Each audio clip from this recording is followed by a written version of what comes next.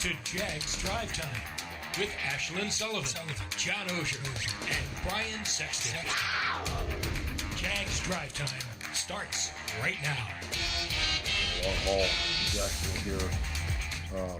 But I appreciate them being here, and we have a saying around here, we're going to own it, and we're going to own it. But I speak on behalf of our players that was good. That we go up 7-3 or 7-0, and they're standing behind our defense, helped our defense, and from myself, our staff, and our players, thanks for being there. Don't give up on us. Hang in there with us. We're going to get better. And the one thing about Jacksonville and 904, go to sleep knowing there's not going to be any group work harder to get this thing flipped. And so I'll answer your questions. Head coach Urban Meyer with a statement to the fans saying, be patient with this team. It is very much a work in progress as we recap a loss to the Denver Broncos here on Jaguars Drive Time. Monday morning, Ashlyn Sullivan, Brian Sexton, and John Oehser here. I got to say something. You got to say something. You've been. I have been. Did that sound like a plea to you? I wouldn't say so. No, I mean, to me, it was sort of matter of fact, off the cusp. And yet, this guy, look, he's 0-2. I get it, and he's a bit of a lightning rod. He always kind of has been. But you see, Draymond Jones, right, the big defensive end for the Broncos last week, said, he's got to adjust to the NFL game, and it became, you should hear what former Ohio State player says about his former head coach, right? Mm-hmm. The clickbait websites. Yep. And then this morning I read on The Athletic, which I think does an excellent job, Meyer urges fans with plea, and I thought that didn't seem like a plea to me. I didn't see The Athletic, but if that's true, which I have no reason to believe you're lying. You don't usually come in here and lie to me. No, I generally don't. Off the air. But right. He can't get a That's break. been consistent since he got here. Yeah. He's been conscious of the fans. The background on that, as you guys know, he recruited Jacksonville heavily when he was at Florida. I think he's sincere when he says he feels a connection and likes this area and wants to win. That's probably the third or fourth time he said something along the lines with the fans. So that was not a plea. That was just him after the game, I think, looking for something to say, hey, we're not giving up on this. Don't give up on us. No, and they could say the same thing, because Trevor Lawrence basically said the same thing. We'll get better. Same thing for Marvin Jones, who said we're close, and we're going to play some of that. It's just, it struck me over the weekend, and then it was reaffirmed this morning, that he is still a lightning rod, and people are going to exaggerate with headlines because the average person who doesn't follow the Jaguars, who isn't going to click on the site, goes, well, they're 0-2. The college coach isn't getting it done. Working. He's pleading with the fans after 2 games. Yep. And it wasn't that. And not everyone's going to see that soundbite. So that was sitting on the back of my head. I had to interrupt you with big things. I just, let's have a little more integrity than the pleading with the fans, because it creates a false narrative. He's not. He's probably pleading with his team down there, right? But that's different than pleading with the fans. That wasn't pleading with the fans. Yeah. Everyone chill. Yeah. Chill pill. Monday morning, that's what we're here for.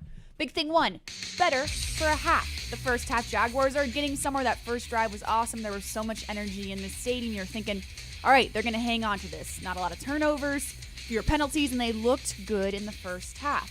So third quarter, what happens? Coach Meyer says it really was not to blame of anyone in specific. It's an us issue. We got to make some plays. We have to do a lot of things better as a team, and that includes, when I say team, it's always us. The one thing I'll never do is take a player and do that, or a coach and do that. But do we have to get better? We're 0-2.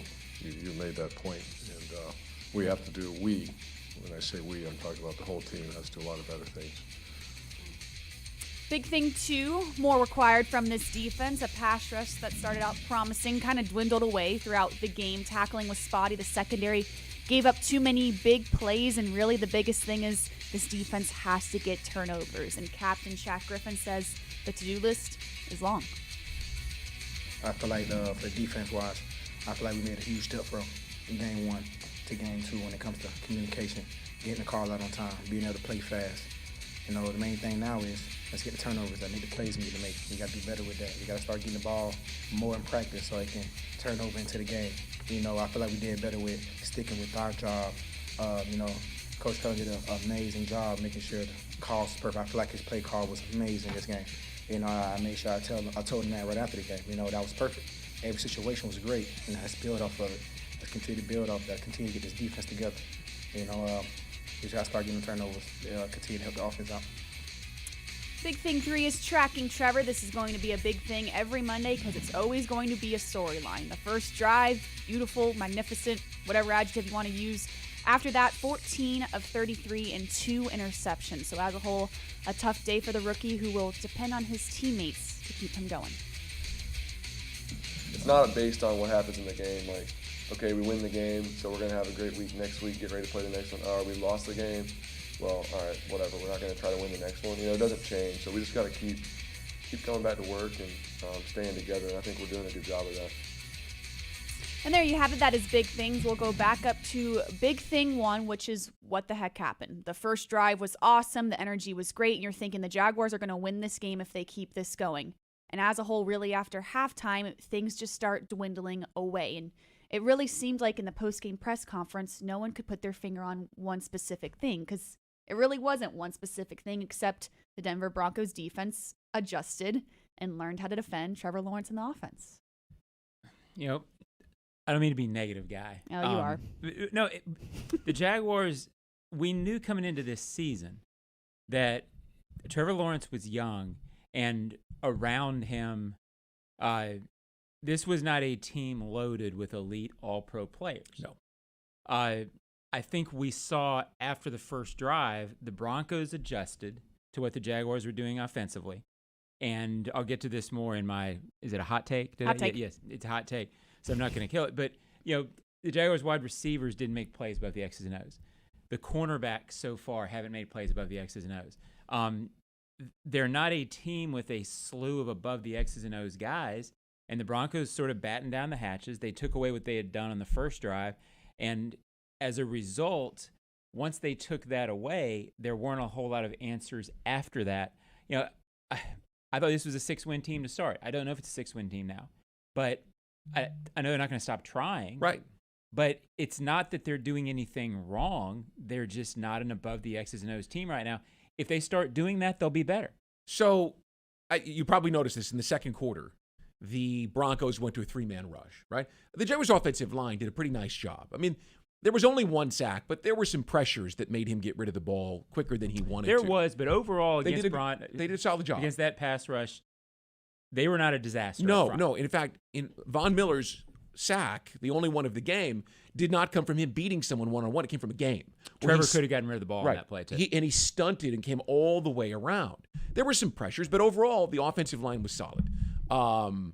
The fact of the matter is they said, we're not going to get to him by rushing him, so let's confuse him in the passing game. When you rush 3, you're leaving 8 back in coverage, and so they baited him and made him make some throws that didn't work. Now, there was one interception that changed the outcome, right? The one where he could have thrown the ball to Farrell, and he didn't, and then he waited, and Kareem got him. The second one was essentially a punt. I mean, it was a deep ball. You'd like to get it.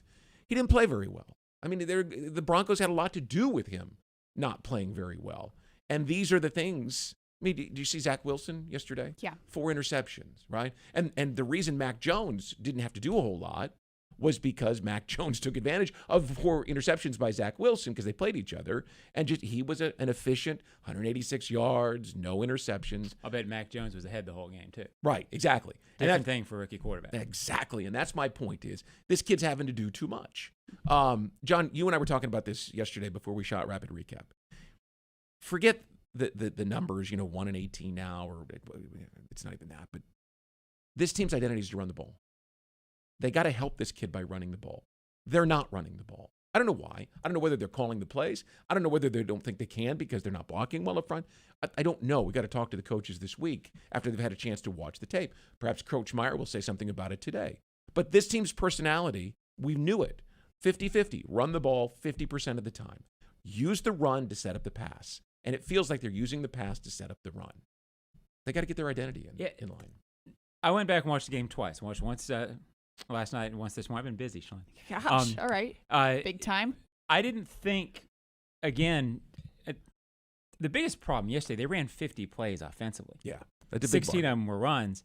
At some point, if you're only running 50 plays, and some of those are in the second half, And you're behind. you're behind. I thought they tried to run again early. There were a few times in the first half where they got to about 2nd and 3, and you could see in the NFL these days, the whole point of running well is so that you can set up play action. So you could see them say, okay, we've run, we've gotten in good down and distance. Now let's go play action with it. Let's take advantage of what we've done. Could they have been more patient there? Maybe. But I didn't think they completely got away from it yesterday. When you only run 50 plays, 16 to 33 when you're down double digits the whole second half is not a terrible ratio. But I'm not saying, hey, you guys got to run it more, right? In terms of the ratio, I'm just talking about being able to identify that personality. Mm-hmm. Are they a passing team or a running team? Right. I mean, and Coach Meyer said on Friday, because I asked him, what's your preferred ratio here? Are you a 65-35 guy, a 60-40 guy? What do you want to do? Because I'm 50-50. Well, they got to get to a position where they're 50-50, right? And the first drive was what? 11 plays? Mm-hmm. 12 plays? And he threw it 6 times. Well, perfect, right? Mm-hmm. Now try to figure that one out.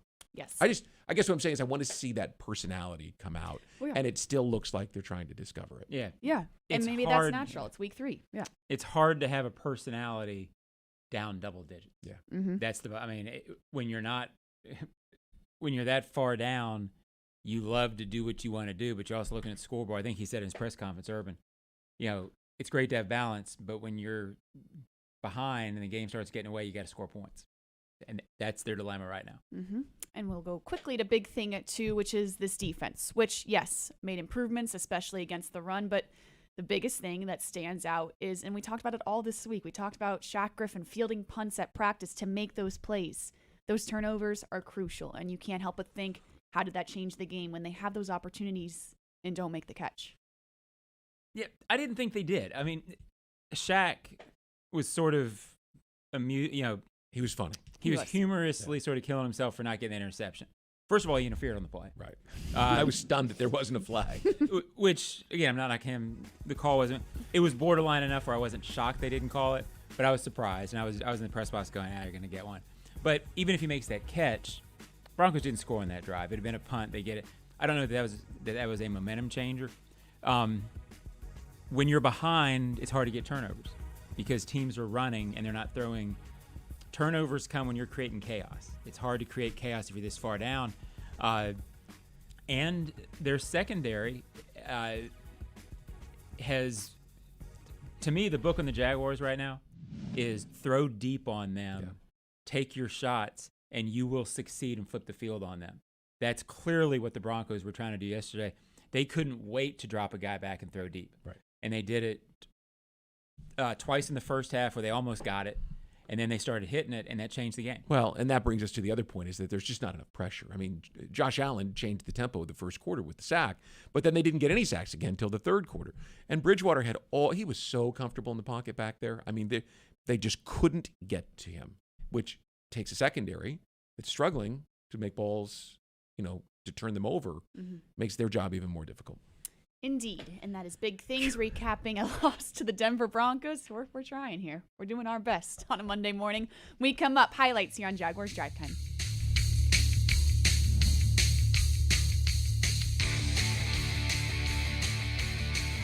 Jags Drive Time is brought to you by TIAA Bank. Turn potential into progress. And by Publix, where shopping is a pleasure.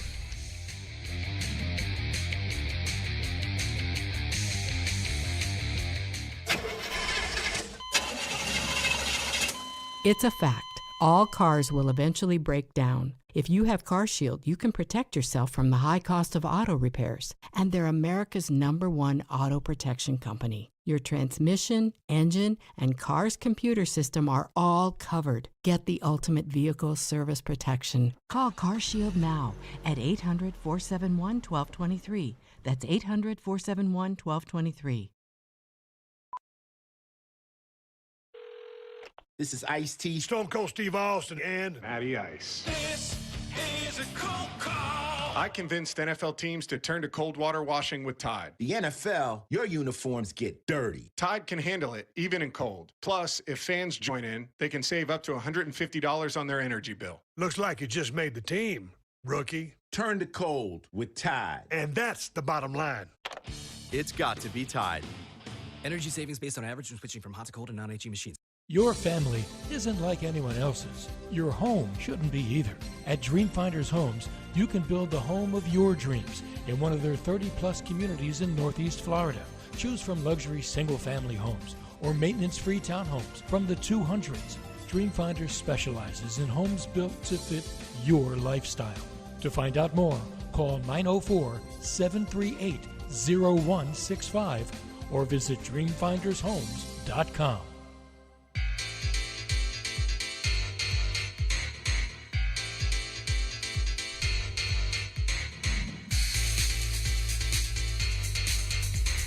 I'm not giving up on Josh Lambo. If he didn't work hard, wasn't a professional about everything he does, yeah, I'd have a problem with him. But he's missing some kicks, and he's a professional. He's going to make those kicks. I have confidence he will. Well, that is something we'll talk more about in Hot Takes coming up. Josh Lambo missing 2 kicks yesterday against the Denver Broncos, missing 3 this season, and it's for sure something we're going to have to pay attention to. Welcome back to Jaguars Drive Time on a Monday morning. Going over some highlights from yesterday's loss to the Broncos. Jaguars dropped to 0-2 on the season, but we are going to start on a high note. The first drive. Everyone's oh so happy. Let's take a look. But today will be exclusively on the outside. On 3rd and short, Lawrence well protected. Slinging it, first down and more. What a pass, James O'Shaughnessy. It began at their own 17-yard line. Lawrence on 3rd and short, over the middle, first down. It's Jones. A ton of disorganization last week. 5-yard penalty here makes it 3rd and 13. Lawrence taking a chance to the end zone. It is caught. Jones. That's a beautiful throw. Beautiful throw. I saw that this morning and I thought, okay, everyone just needs to relax. It right? does make Not you that feel everyone's better for a going to, little. but you see the throws. First of all, notice the time he has to throw. Yeah. It's great protection. And then he stands in the pocket, he steps up, but the touchdown throw was put in a spot where Marvin Jones was going to make the catch. It was a beautiful throw. It's he has to make, I think, and I had a chance to talk to very many people, but from watching it, it looked like, okay, he did that in the first drive, maybe tried to do that a little too much the rest of the game. He's still a kid. He's still trying to figure out NFL defenses. Looks like he needs to pick his spots to go after that throw better. Right. I think you can make the case that that's probably what led to some interceptions last week and this week. It's there. He just has to hone it, and he has to get more help. We got a little bug right there. I don't think anybody who has seen the kid play would argue that he will get there. I mean, no doubt the kid will get where he wants to be. You see the flashes of potential It's for there. sure. He's just learning the game. Mm-hmm. All right, so the Jaguars are up 7-0. Everyone's happy, smiling. The bank is loud, and we go to the first defensive drive, and Josh Allen makes a big-time play here. No doubt. For the first 5 quarters of the season. Fake handoff from Bridgewater. He's under pressure, and he's going down. Josh Allen. I love there at the end as he's pulling him back. First of all, here's what makes Josh great. He gets by, but watch him redirect, right? He turns effortlessly, and then he's hacking at the ball. Yeah, trying to get the ball. He's trying to knock that thing loose. He had a great camp. He's going to have a great season. Yep. Yeah, I agree. I think on that play, maybe got a little fortunate. It looked like the lineman blocking him thought it was a run play and maybe let him go a little bit. Yeah. Mm-hmm. That said, the athleticism to get home, the aggressiveness to bring him down, took advantage of the situation. And frankly, that's what not enough Jaguars players have done the first 2 weeks. The opportunity was there for him. He didn't miss the sack. No. He made the sack. And that's what they haven't done enough so far. Mm-hmm. So held the Broncos to a field goal on that drive. When we go to the second quarter, the Jaguars are up and a chance to make the play like we talked about all week for the secondary multiple times on this drive. 2nd and 9. Bridgewater play action, takes another chance. His man wide open. It's Sutton, broken up, and boy, nearly picked. Limping for much of the first half. Of course, no Jerry Jeudy at fitted wide receiver. That pass. What I love there KJ Hamler was that a week ago, Jenkins didn't make the interception and didn't break the play up. And that time he broke it up. So those are, and you see right here, I mean, that it was close, but I thought there was a flag coming. Those are plays on the ball. The coach said, we've got to make more plays on the ball in the air. Those are two guys that you paid a lot of money to who made plays on the ball in the air. But as John said in the first segment, they got to make more. I mean, you're paying a lot of money to these guys. You spent high draft choices in the secondary. You've got to make more plays on the ball. Yeah, and these are the second and third times they had dropped and gone after the Jaguars' corners hard. They weren't going to stop, and eventually they hit it with Sutton twice, 33 and 55, except for 2 touchdowns. Again, this is something that teams now know the Jaguars are trying to stop the run. That's their focus. They haven't been able to stop the pass to the deep ball. They're going to do this to them until they prove otherwise. So right now it's halftime, and you talk about making more plays in the air. It's 10-7 at this point, and the Broncos just drive right down the field. 2nd and 7. Bridgewater fakes the handoff. He's going to take another chance off the seam. Sutton had a step, and Bridgewater with a masterful pass. That's a veteran quarterback. Here come the Jags. Bridgewater gets it out quickly. It's caught. Fence breaking a tackle, and he's in for the Denver. No secret that first pass, they just completely target Chris Claybrook. Well, that's it. Yeah. I mean, they recognized really quickly that was not C.J. Henderson, and on the second play of the half, they challenged the young kick returner turned corner, because remember, he wasn't drafted to play corner. And then what strikes me here is the Jaguars don't have this guy. Noah Fant's one of the best young tight ends in the game, and he's a mismatch. Damian Wilson wasn't fast enough for him, and a safety wouldn't have been big enough to cover him. And that's the kind of playmaker they don't have on this offense. Right, and that's Damian Wilson is a very, very good run defender. You bet. What they asked him to do there, Miles is better served to be on that guy. I'm sure the Broncos scheme him out of that. All right, so it's now fourth quarter. Denver up 23-7, and here's the reason that you signed this guy in free agency. In the offseason, maybe Vic Fangio being on the hot seat. 3-0, very much a possibility. Hard to believe. With the Jets coming up next week. Jamal Agnew breaking through a little sliver. Agnew off and running. One man back. It's Ford, and Agnew is in for the touchdown. 102 yards for Jacksonville. Following that, a 2-point conversion that failed, and then onside kick that did not go their way. Kind of flipped the momentum almost immediately to what you just had. Yeah. Watch this, though, the balance that he displays as he's moving to his left and guys clawing at him. And then give Russell a lot of credit. Look at him go. That's why he made the team, what he did on special teams there. And that's the block. Otherwise, he stopped at the 15-yard line. Whoa. Chill out. I'm talking about Russell later. Oh. No one later knew in the show. Until you just said later in the show. No, and obviously a big-time play by Russell there. Look, he made a play above the X's and O's. You bet. And he could have been tackled at, the 12 or 15-yard line. Yeah, great balance. Meyer's been questioned a little bit for emphasizing special teams so much. I've gotten the questions, with kickoff returns, not as big of a thing. Should they have done this? Look, he's a playmaker, clearly. He made a play that resulted in a touchdown.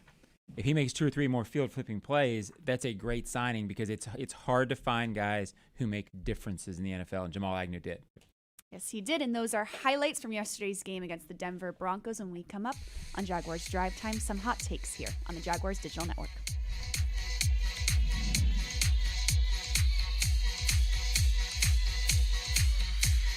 Jags Drive Time is presented in part by Dreamfinders Homes, homes that fit your lifestyle, and Baptist Health, changing healthcare for good.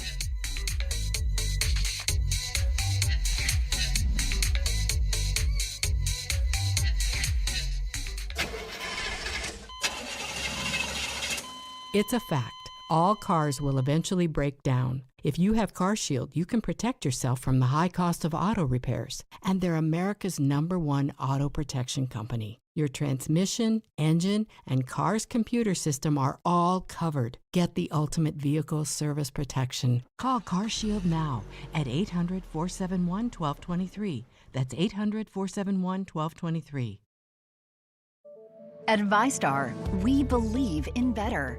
And that means treating people better with friendly, personal service that's kept our members happy since 1952. A smile and personal greeting when you enter the branch, an online or phone chat for those quick questions, and a call center that's open every day. If you believe that great service is better, join ViStar. Visit vistarcu.org. All loans subject to approval, insured by NCUA. This is Ice-T, Stone Cold Steve Austin, and Matty Ice. This is a cold call. I convinced NFL teams to turn to cold water washing with Tide. the NFL, your uniforms get dirty. Tide can handle it, even in cold. Plus, if fans join in, they can save up to $150 on their energy bill. looks like you just made the team, rookie. Turn to cold with Tide. And that's the bottom line. It's got to be Tide. Energy savings based on average when switching from hot to cold and non-HE machines.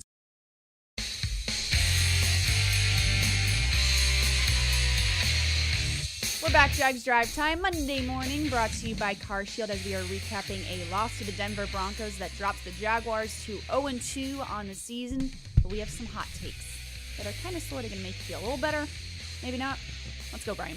Well, mine probably won't. And that is that if C.J. Henderson, the cornerback who left the game yesterday with a hip injury, is unable to play the next few weeks, that could be a real problem. It was clear, and we already pointed out that Teddy Bridgewater went right after Chris Claybrooks. Tyson Campbell would be his replacement. And he hasn't shown enough ability to make plays for you to be real comfortable. Let's take a look at the receivers that the Jaguars face in the next few weeks. Arizona brings in We have to. DeAndre Hopkins, Pretty good. Christian Kirk, Pretty good. and A.J. Green, who was pretty good yesterday, right? Then you go and you get three receivers all over 6'2".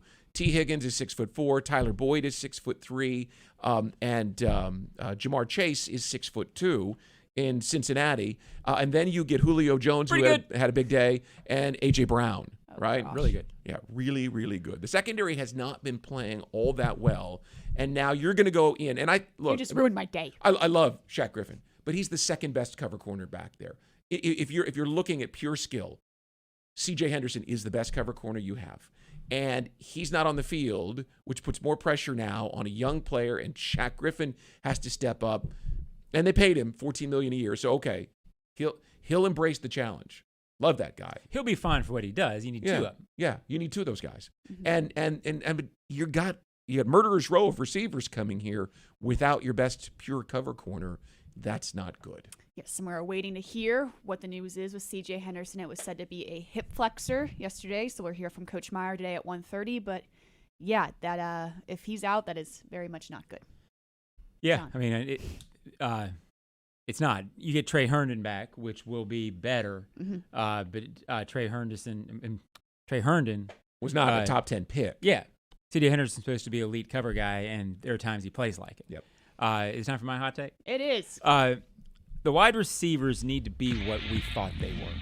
And, you know, in the offseason, we talked a lot about how this group of Chark and Chenault and Marvin Jones. And then there are times during training camp where, like, boy, there's the three, and then there's a bunch of guys right after that. Well, I don't know after 2 games and after a year watching most of these guys last year, there's not a guy. There's not a Cortland Sutton in that group so far. Can DJ be that guy? I thought I have seen at times flashes of that. I haven't seen flashes of that this year. Didn't see it yesterday. There's been drops. Chenault had a few early yesterday. Whatever it means, I think we overrated the group. It looks like they are not quite that level in the first 2 games. That can change. I want that to change, but so far that's what it's looked like. I think, and the report this morning is that Laviska is going to have a shoulder MRI to take a look at that. Look, Treadwell was up. Get him more involved. He had a tremendous preseason, former first-round pick, so he's got a skill set, okay? Hasn't achieved it yet, but get him in there and let's see. You right? have to, yeah. Because you need someone who's going to make plays down the field. And, I mean, DJ Chark, he has size and the speed. He's a great guy, but he hasn't grabbed it so far. He's not been the alpha and grabbed it. Okay. Well, Laquan, get out there and see if you can grab it, right? Someone's got to step up. You got to start moving guys in. Let's see who can play. Yeah, Totally agree. And DJ's on a contract year, and you think this is the opportunity to seize it. We're not quite sure why it hasn't clicked just yet. And maybe he can't. Yeah. And maybe he can't. Maybe he's not that guy. Maybe he's just a really good number 2. And if he had Julio Jones on the other side, then he would explode, right? And there have been a lot of receivers. Remember Alvin Harper, right? I do remember So Alvin Harper. you had Michael Irvin and Alvin Harper with those great Cowboys teams that won all the championships with Jimmy Johnson. And they won the Super Bowl, and Alvin Harper got a huge deal to go to Tampa and did nothing, right? He wasn't a 1. He wasn't a 1. Maybe DJ isn't the one that's a 1. Maybe you're still looking for that guy. Yeah, I'm and still trying to figure it out. It may be still that they need to figure out how he works best with Trevor. Maybe. That's why I said maybe. Again, I have seen flashes of DJ where I thought this kid might have it. There were crossing routes he ran in his second year where I said, whoa, this is special. Yeah. Just haven't seen special yet this year, and you hope you do. Mm-hmm. Absolutely. All right, so now I'm gonna drop the bomb here. The Jaguars have to bring in another kicker this week. And I know it's week 3 and you're like, whoa, Ashlyn, chill out. But what else are you supposed to do at this point? Josh Lambo has only missed 4 field goal attempts since he came here to the Jaguars in 2017. He has missed 3 in 2 weeks. It's clear he can do it. It's clear maybe it's a mental thing where he's in his head. But this is really, really tricky for a coach because it could go one of 2 ways. But it seems like at this point, you kind of have to do it. I'd wait. You would? The pressure tactics, standing next to him on the practice field, Didn't work. Apparently haven't worked. Yeah. So the coach said he believes in him. The players said they believe in him. I'd give him another week. Don't bring someone in. Let him see if he can work through it. I talked about the spiciness that we saw from him, at the end of the preseason. Let's see if that's there. Let's see if he can pull that up. Because the pressure tactics apparently don't work. So if you're going to keep him, and the coach said he was, I wouldn't use those again because they haven't worked. I'd try something different. Let's see if he can work through it. I'm going to give him a little bit of a break by this. It's not like he's pushing 30-yard field goals into the stands. He's missed 55, 52, and 48. Usually with him for the first 4 years, he's nailed those. Yep. Mm-hmm. The 48-yard, I was at the 48-yarder he missed It was second. in the rain. It was in the rain, barely missed. Again, you look across, McManus is hitting them. Yeah. So you say, John, NFL kickers need to hit from 50, and they do. I kind of agree with Brian. One more week. If he misses a 40-yarder next week, it's clearly in his head. The distance means a little bit to me. I'm on the fence. When you first said it, but one more week, I don't mind. Okay, but yes, when do you say, okay, we have to do something? It's one more week? Yeah. Next Monday we're talking about that? If he misses again, in a situation, look, the thing is, he missed with an opportunity to push the lead, right? And then to tie the game. He missed in 2 situations where maybe it changes things a little bit, right? Changes in the context of the game. If he does that again, then it's just not working. You're going to, the practice squad. We're going to bring someone else up, right? But we saw the coach stand there and try the pressure tactics, and it hasn't worked. Mm-hmm. Try something different this week, right? What's the definition of insanity? Is doing the same thing over and over and expecting a different result. See if it works this week. See if he can pull himself out of it.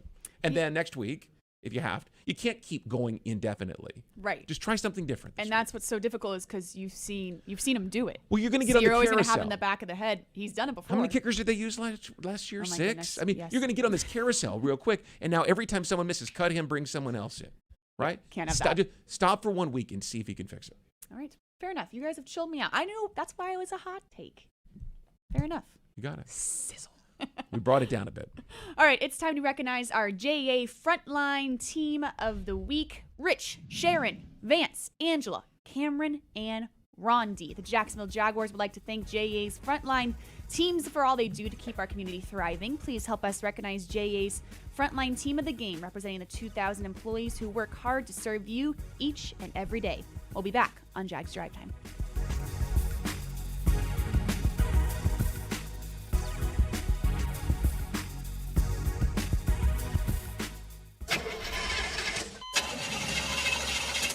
It's a fact. All cars will eventually break down. If you have CarShield, you can protect yourself from the high cost of auto repairs. And they're America's #1 auto protection company. Your transmission, engine, and car's computer system are all covered. Get the ultimate vehicle service protection. Call CarShield now at 800-471-1223. That's 800-471-1223.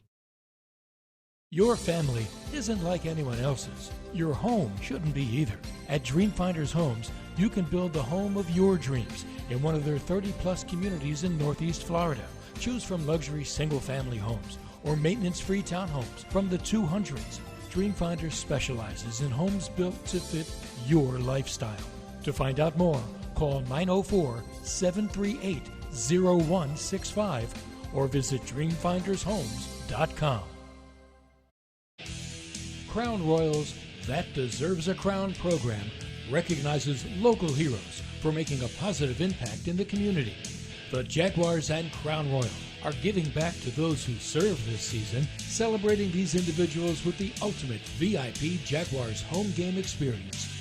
Nominate someone who deserves a crown today at jaguars.com/Crown Royal Promotion. Please drink responsibly.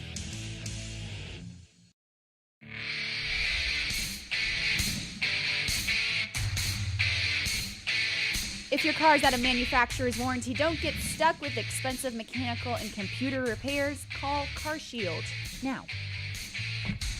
We're back, Jaguars Drive Time. We end Monday mornings on an optimistic note. One to grow on.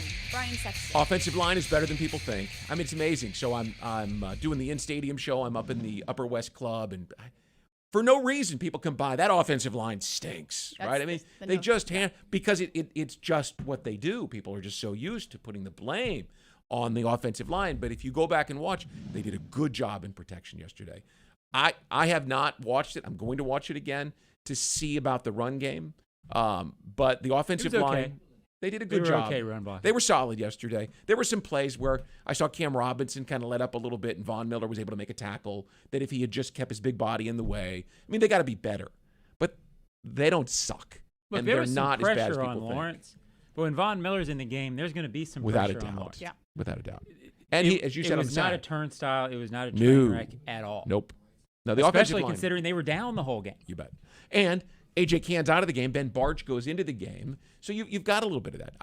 They're going to be okay. The offensive line is better than you think.